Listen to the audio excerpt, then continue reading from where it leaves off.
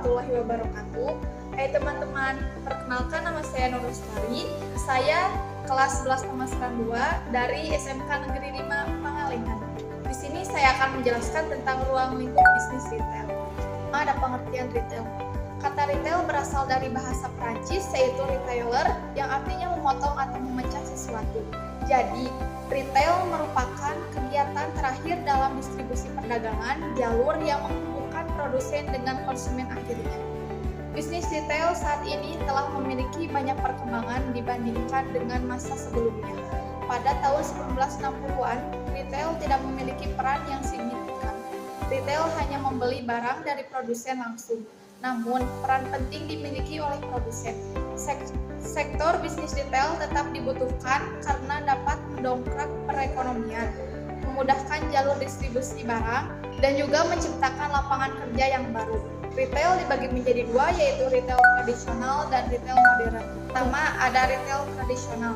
Retail tradisional adalah retail yang memiliki paradigma konvensional. Dalam buku manajemen retail dijelaskan beberapa ciri paradigma pengelolaan retail tradisional oleh Christina Widya Utami.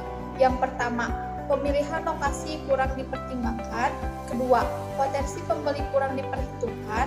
Ketiga, jenis produk kurang terkonsep. Keempat, tidak menyeleksi merek. Kelima, kurang memperhatikan pemasok.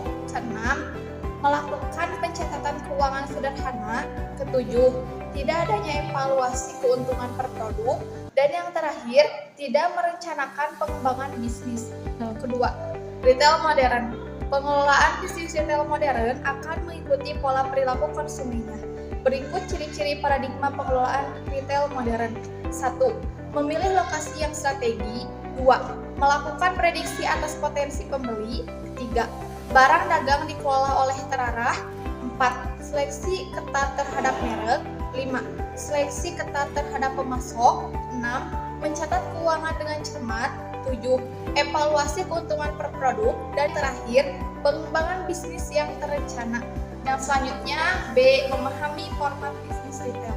Ada 3 karakteristik utama pada bisnis retail, yaitu sebagai berikut. Yang pertama, format retail berdasarkan unsur-unsur yang digunakan. Ada 4 unsur macam yang digunakan, antara lain jenis barang dagang yang dijual, unsur variasi dan kuantitas barang yang dijual, unsur tingkatan layanan konsumen, dan yang terakhir unsur barang dagangan. Berikut ada format retail antara lain. Yang pertama, konvensional supermarket atau supermarket konvensional merupakan toko swalayan yang menyediakan berbagai macam jenis makanan. Yang kedua, big box retailer merupakan perkembangan dari supermarket konvensional. Big box ini dikelompokkan menjadi 3. Yang pertama ada supermarket, kedua hypermarket, dan ketiga warehouse. Di bagian C ada retail kebutuhan sehari-hari atau convenience store. Retail ini merupakan swalayan kecil yang melayani konsumen tanpa harus pergi ke supermarket. Di bagian D ada retail produk umum. Yang pertama ada toko diskon atau hard discounter. Yang kedua ada toko khusus atau specialty store. Yang ketiga ada toko kategori atau kategori spesialis.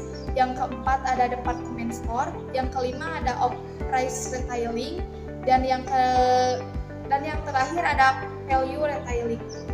Yang kedua ada format retail berdasarkan sarana atau media yang digunakan. Format ini dikategorikan menjadi 2, yaitu toko dan non-toko. Di dalam non-toko ada 5 kategori. Yang pertama, retail elektronik atau e-commerce. Yang kedua, katalog. Yang ketiga, vending machine, yaitu format retail yang menyimpan barang dagangan atau jasa pada suatu mesin dan menyalurkan ke pelanggan. Yang keempat, penjualan langsung. Yang kelima, television home shopping. Yang ketiga, format retail berdasarkan kepemilikan.